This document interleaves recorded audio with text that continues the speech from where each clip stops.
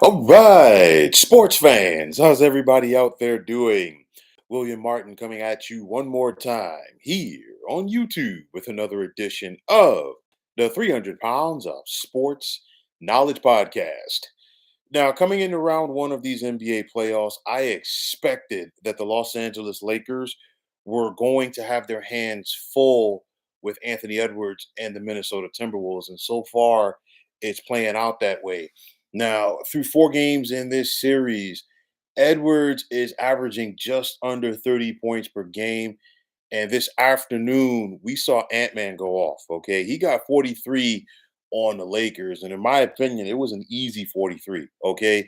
And along with Edwards' 43-point effort today, we saw a Timberwolves team overall that found a way to push the Lakers to the brink. As now Los Angeles is going to have to find a way to win their next three games in a row in order to keep their championship aspirations alive. Now, as far as I'm concerned, for this series, Minnesota set the tone in game number one when they went to LA and picked up the easy 117-95 win over the Lakers. And in that game, we saw Jaden McDaniels, okay, who could not miss as he got the Lakers that night for 25 points.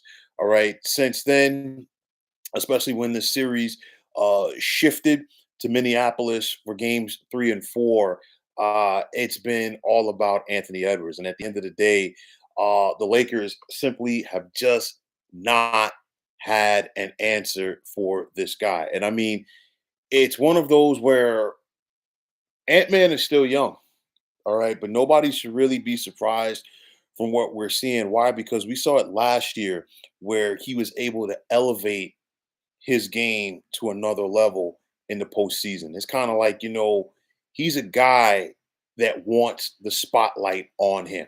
Okay. The spotlight was meant for Anthony Edwards. He's hungry. Okay. And, you're seeing it throughout this series. Game three, the 116 to 104 win over Los Angeles. Anthony Edwards got the Lakers for 29 points, 8 rebounds, and 8 assists. And again, I talked about the 43-point effort today. A lot of questions, okay, for the Lakers in this series. Franz, what's going on, my man? You saying you love the Moss jersey? It's been a good series. Seeing Ant do his best to grab the baton as the face of the league, while LeBron defies father time. I'll tell you like this, man. And you kind of beat me to it because LeBron didn't have the offensive impact in this game. I mean, he got some points at the free throw line, make no mistake about it. But you're not going to win a lot of games. You're not going to win a lot of playoff games if you are the Lakers and LeBron only attempts 9 shots. It ain't going to work. Okay. Then on top of that, and it's something like basically you sped it up for me. I think JJ Redick. Excuse me. I know it's his first time around as a head coach in the NBA. But nonetheless, JJ Redick is getting out coached in this series so far by Chris Finch. And I think the inexperience of JJ Redick is showing. In no form or fashion should you lean on your starters, especially an older LeBron, to go out there and put up 40 plus minutes, throughout this game. Not only the 40 plus minutes, he basically didn't use his bench for the second half of this game. And, LeBron did make a couple of key plays late. That block on DiVincenzo to show that, even at this advanced stage of his Hall of Fame career, he still got some spring in those legs. But nonetheless, Luka Doncic, as great as he is on the offensive end of the floor, Luka Doncic has always been a defensive liability throughout his NBA career. And of course, we just saw the Dallas Mavericks trade him a couple of months ago and question his conditioning as far as things go. But nonetheless, you could see it in the second half, especially in the fourth quarter. Luca was out of gas. Okay, there's no ifs, ands, or buts about it. And it's something where it affected his game at both ends of the floor. Again, Luca is not a great defensive player. So at that point, especially when you have a fatigued Luka Doncic on the court, he really becomes a defensive liability, and it showed. On top of that, we saw the D that Nas Reed was putting on Luca throughout that the fourth quarter in some key moments, and Luka wasn't ready for it. And honestly, I know that some are going to say, well, there should have been a foul call, and the Lakers should have been shooting free throws late when Luka tripped. Honestly, I think Luka was out of gas already, and on top of that, when you're a guy like Luka, who has flopped so much, you know, throughout his career. And Kumba, I'm about to get to your comment in a minute. Just hang tight, but because it kind of correlates with that. But nonetheless, when you're a guy who has flopped as much as he has throughout his career, at times you're not going to get the benefit of the doubt. And what we have seen so far, overall throughout these NBA playoffs, the refs, and I'm sure they've probably been told this, okay? The refs have been keeping the whistles in their pockets, okay? They've been letting these guys play. It's been a more physical brand of basketball, and I think the players are going to have to adjust to that. But if you're not accustomed to that, you know what? It's one of those where it kind of catches you by surprise. Kumba, you're saying Luca cries too much and he don't get back on door on on the doorbell. I imagine you mean on D and the ball hog at the next level. Listen, again, like I said before, man, what you can't do in the postseason, regardless of the sport, always shows up. Luca has never, been a good defensive player, and I think it showed up now, and it showed up more when he was out of gas because anybody who plays sports and has played sports knows that when you're fatigued you stop using your legs, especially in basketball. You stop, especially at the defensive end.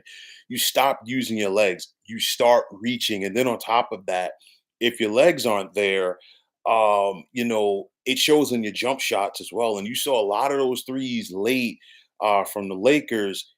These guys didn't have their legs. Okay, and I think again that falls into the lap of Reddick because I think he really should have went out there and utilized his bench a little bit more. We're looking at this game right here. You had four guys from the Lakers today who played at least 40 minutes. Dorian Finney-Smith, Luca was out there for nearly 46. LeBron was out there for more than 46. Hachimura was out there for 41, and Austin Reeves logged more than 35 minutes. And then on the flip side for Minnesota, the only two guys that were over 40 minutes today, Anthony Edwards, of course, and Julius Randle. And then once you look at this series, the Lakers have three guys who are averaging more than 40 minutes a game out there. Austin Reeves, Luca, and LeBron. Where on the flip side, the only guy who's averaging 40 minutes right now for Minnesota is Ant-Man. It's one of those where even if it's an 8-man rotation, even if it's a 9-man rotation, you've got to go out there and trust your guys.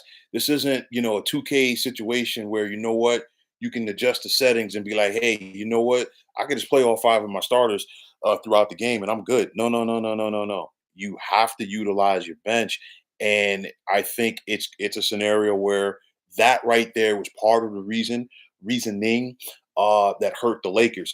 Kumba, you're saying Luca and LeBron don't fit.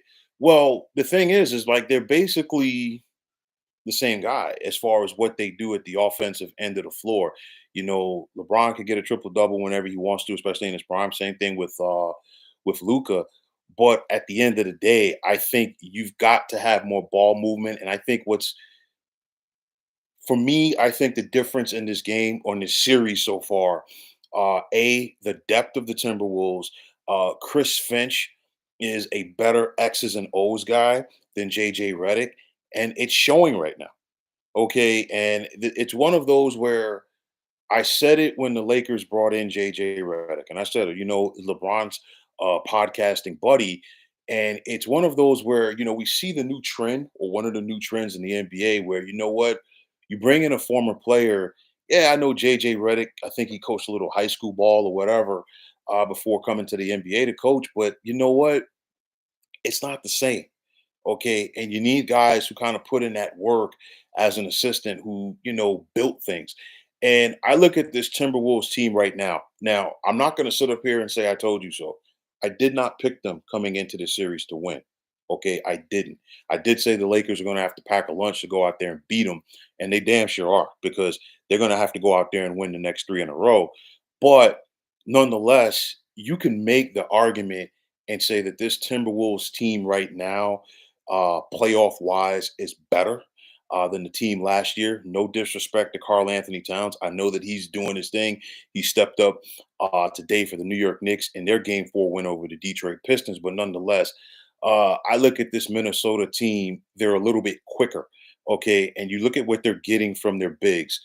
You you got Nas Reed and you got Rudy Gobert. And of course, Rudy Gobert is never going to be known as an offensive juggernaut. We know that.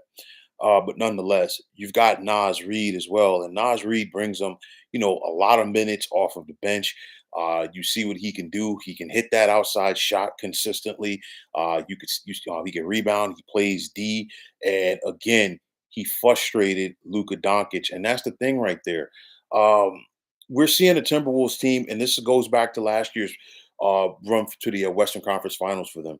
They don't shy away from playing D, and I think that starts with their best player and Anthony Edwards. Because going back to last year's playoff run for Minnesota, every single round, Ant Man wanted the other team's best player. He went out there and said, "Hey, I want KD." In the first round when they swept the Suns, we saw him and the Nuggets go at it last year in the Western Conference Finals, and of course he called out Kyrie, said, "Hey, I'll be all right guarding Kyrie in the Western Conference Finals," and of course that didn't work out because when Kyrie's on and that handling that jump shot, I mean, hey, the proof is in the pudding. But nonetheless, Ant Man wants the smoke. We saw him go at LeBron today. And again, the Timberwolves team feeds off of that. Okay. And you look at the way that Ant Man plays. And this is why, some people want to say that he should be and he's ready to be the next face of the NBA. Anthony Edwards is fearless. Okay. Anthony Edwards wants that spotlight on him. Okay. And if the Timberwolves are going to win, it's because of Anthony Edwards. If the Timberwolves are going to lose, okay, it's one of those things where Ant Man is a guy who's going to step up and take the bull by the horns and take that responsibility. And I think this team is feeding off of that and it's showing. The Lakers, they're in a hole right now, and it's one of those where I simply don't see them coming out of. It's one of those they really needed to get this win today. I truly think that the Lakers came into the playoffs, and I think that they were content saying, "Hey, we got the 3 seed. We're gonna be okay. We can just turn it up and get on a run." You got to go back and look at the standings, and not just go back and look at the standings. You have to pay attention to this entire NBA season. From 2 to like 8 in the Western Conference, there really wasn't a lot that separated those teams. Okay, you figure the 2 seed, the Houston Rockets, I believe they won 52 games, and I know Memphis was eighth. Okay, and Memphis won 48 games. Everybody was jumbled up in there, so it's not a scenario where you're talking about the Lakers being a 3 seed and they won 55 games, and they're facing a Minnesota team that won 42. There's not that much of a difference in these teams. You've got to be ready to go. We heard JJ Redick basically say this after the first game. We have to be better prepared. That's on you as a head coach. Okay. You've got to have your team ready to go in game number one. Chris Finch had his team ready to go. Anthony Edwards was ready to go. They set the tone in game number one. And I really think from there, it was a scenario where, okay, LA won game number two, and it's like, okay, fine. You know what? We're in business right now. We can go to Minnesota and take care of this. No, Anthony Edwards takes his game to the next level in the postseason. He's kind of like Jimmy Butler, and I say that from the sense, we saw Jimmy Butler, with the Bulls, and once upon a time with the Timberwolves, and then of course with the Sixers, but most infamously with the Miami Heat, with how he was able to elevate his game in the playoffs. And of course, we started to see that before he got injured for Golden State this year. But nonetheless, that's what Ant Man is doing, and you have to find a way to match that intensity. Kumba, I love that comment right there. See, hire me, coach. Listen, that's a good one. But yeah, but nonetheless, man, uh, the Lakers have to find a way to match that intensity. And honestly, I think that the ship is out of the port, man, right now for this whole thing. I think Minnesota is the deeper team. They're the fresher team, and if you're the Lakers, the best thing that you have going for you right now, I do believe they get an additional day off before Game Five. I think Game Five is Wednesday night, so they have an opportunity to get fresh. But nonetheless, you've got to go out there and make adjustments if you're JJ Redick. And the thing is like again, this is where the inexperience comes into play with JJ Redick as a coach. And this is why I've never been a fan of just bringing in former players without them spending time as an assistant coach at the NBA level. You're seeing, I bet LeBron will waive his no trade clause. Well, some people might agree with this, some people might not want to hear this, but you know what? When the Lakers lose this series, because they're not coming back, there's going to be some finger pointing, and there's going to be the usual playing the blame game as far as why this didn't go right or this didn't go wrong. I just really want to see this time around who's going to get blamed. You can't blame Darvin Ham anymore because guess what? You got Darvin Ham up out of there after 2 years, in spite of the fact that he got y'all to the playoffs twice, got you to the Western Conference Finals in year number one. And then, they got swept by Denver last year in the second round, or the first round rather, but they never figured out Denver. This time around, I want to see where the blame is going to go. The Lakers have talent there. Don't get me wrong. The Timberwolves are simply looking like the better team right now, and some teams are better built for the playoffs. And I think the Timberwolves right now are better built for the playoffs than the Lakers. Why? Because they have more talent, they have more depth, they have better coaching, and you could see it coming down the stretch.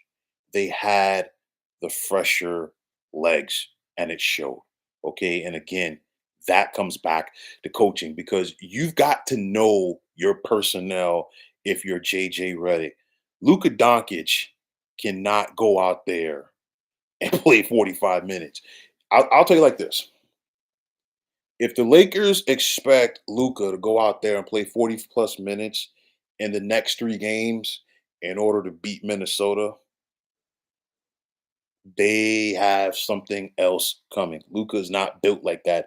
No pun intended. You talked about size too, Kumba. Absolutely. I mean, the Lakers don't have the size, and the thing is, Minnesota, you've got Rudy Gobert, you've got Nas Reed, you've got Jaden McDaniels. These guys have length, and then a Julius Randle as well. And to your point, Kumba, because you know what, you're beating me to everything right now because I was going to ask, are the Lakers done? They are done. I truly think so. And the way that things are looking right now, it would not surprise me if Minnesota went to LA for game five and closed these dudes out. Why? Because Minnesota's hungry. They have the mindset that, you know what, we want to finish these guys off and get to round number two and wait on the winner of Golden State and Houston, a series that I do believe is going at least 6 games. Whole nother conversation for another day. But nonetheless, getting back to this series right here, it would not surprise me to see Minnesota go to LA and close the Lakers out in game five. The only way that the Lakers come back and win this series is if Ant Man is hurt. That is it. They don't have an answer for him. Again, Luca is a defensive liability, and on top of that, the Timberwolves are beating them with defense. They're beating them with toughness. It's not just the regular intangibles. They have a size advantage. They have a depth advantage, and we haven't even talked about the Mike Conley aspect because Mike Conley is a legitimate point guard. Mike Conley gives them another ball handler, a floor general, somebody who could take something off of of Anthony Edwards. And of course, we saw that in that Denver series last year. Denver was able to take advantage when Mike Conley was not in there. And then, of course, when Mike Conley came back from injury, things changed drastically in favor of the Timberwolves, excuse me, in that series. It's one of those where they know how to utilize Rudy Gobert. You're not going to sit up there and ask Rudy Gobert to be Shaquille O'Neal. No, he's going to take up space in the paint. He's going to get you boards. He's going to alter shots, things of that nature. But they're playing D, okay? And that's the thing with Luca. You have to play D. You got to put a hand in his face. You have to shuffle those feet. You've got to squeak those sneakers. You have to make Luca work. And at the end of the day, they made Luka Doncic work for those shots, throughout the game. And fourth quarter wise, especially with that, along with the fact that JJ Redick did not utilize his bench for the second half of this game, Luca needed the oxygen mask. He was looking for the shell answer, man. You could see it. He was out of gas. Okay, anybody who watched that game knew that it was that was the case. So at the end of the day, I think this Lakers team is done. You could stick a fork in them. It's a matter of whether it's going to be 5 games or 6 games. But like I said before, I put this game on for Game 5 on Wednesday night. It would not surprise me to see Minnesota go out there to LA and take care of their business. It's going to be very interesting to see where the Lakers go, forward with this. I listen to your point, Kumba. I truly do think they try to build around Luca. They're not going to do what Dallas did. You're not going to let Luca just go out of the door. And I mean, let's not forget they traded Anthony Davis for this guy, so you definitely want to keep Luca and build around him and have your star of the future. Because again, how many more years does LeBron have left in the tank, man?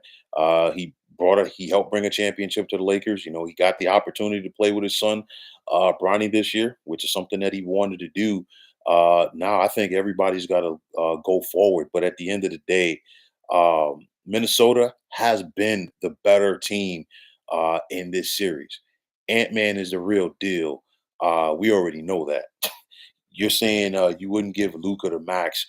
They're gonna give him as much as they can, and I mean, Luca's already probably ticked off because, with the Dallas trade, he can't get that. I think it was that super max, the 5 years, whatever crazy amount that it was supposed to be, if he had to remain with the Mavs. But nonetheless, LA is going to give him, the whole kit and caboodle because, again, like I said before, he's going to be their guy going forward. But getting back to this game right here, getting back to this team, the Lakers are done.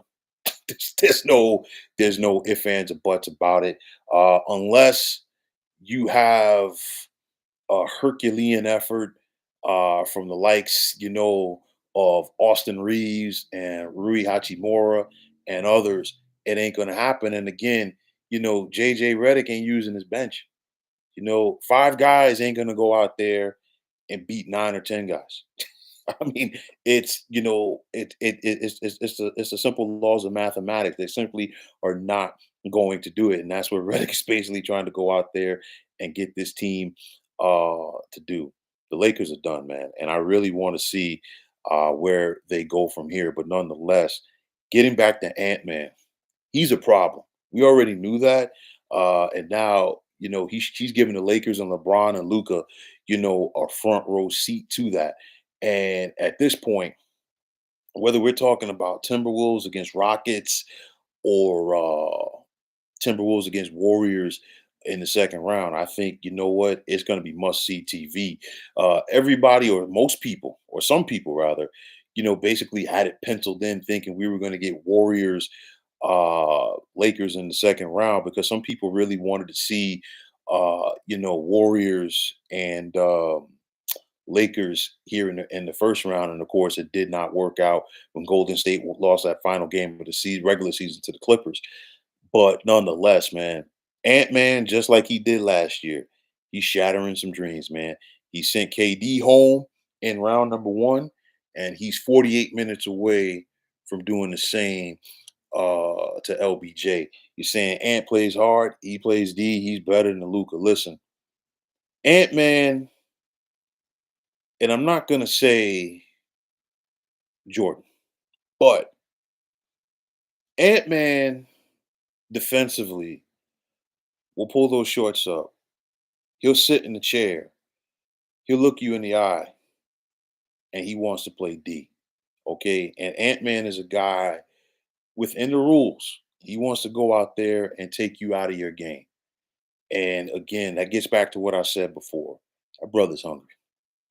Okay. And you have to set the tone as the best player on the team. Okay. You think about it when it was him and Cat in Minnesota. You know, Cat really needed to be the leader, but he didn't want to be the leader, which is fine. Ant-Man took that mantle. And I think now with Cat gone, Anthony Edwards can really take that mantle, and he has. And I think he's going to continue to do it. And it's one of those where I think it's going to be him that has that extended postseason run. But nonetheless, man, the Lakers cannot figure out Anthony Edwards. And if they can't figure out Anthony Edwards, they can't figure out the Minnesota Timberwolves. Ant Man has broken out the cheat code. There's no ifs, ands, or buts about it. Right now, it's just a matter if the Lakers, can survive Game 5, or will they drag the Timberwolves back to Minneapolis for Game 6. I'm not holding my breath on that. I think the Lakers are done. I really don't see any scenario, barring an Anthony Edwards injury, that they beat this Timberwolves team 3 straight games and get to the second round. If they do, I'll tip my hat to them. But I really don't think it's going to happen. But nonetheless, this series right now is all about Anthony Edwards. The Lakers don't have an answer for him. I think it's one of those where JJ Redick, again, like I said before, his inexperience is showing. You had so if sometimes you have a recipe for success. This time, I think you have a recipe for failure. If you are the Lakers, you're trying to rely on a 40-year-old LeBron James. You have another superstar in Luka Doncic, who is fatigued and out of gas, and you have an inexperienced head coach who does not know how to use his bench. How is this Lakers team going to survive? Plain and simple, they're not. And at the end of the day, I think this is going to be a short trip to the postseason for the purple and gold. Well, folks, that is going to wrap it up. And I want to take this time out to thank each and every one of you tonight for checking out this podcast here on YouTube. Kumba, the Ghost Host Ninja. I love that handle. I'll tell you like this. I appreciate the comments. I appreciate the commentary. Please do not be a stranger to this channel. Okay. Franz, definitely appreciate you chiming in as well. You're saying you love the Moss jersey. You know, if you're, repping the Minneapolis, St. Paul area, you know what? Definitely drop some comments, in the chat box. I always like to get a feel of the teams that people are repping when it comes to a respective sport. Now, also, if you like what you heard and saw on this podcast, please feel free to hit that like button as well as subscribing to this channel. Like I always say, it is greatly appreciated. If you're on the X, formerly known as Twitter, you can check me out at 300 Pounds of Sports. And like I always say, if you follow me, it'll be my pleasure to follow you right back. The same thing goes for Instagram. You can check me out at 300 Pounds of Sports Knowledge. You give me that follow, I'm going to follow you right back, plain and simple. Also, check us out on Facebook at the Sports Depot 365. You can check it out. As far as I'm concerned, shameless plug, but it's one of the better sports debating sites going on social media. So once again, fine folks, my name is William Martin. I'm signing off, and I'm saying thanks once again for tuning into the 300 Pounds of Sports Knowledge podcast here on YouTube. Be well, everybody.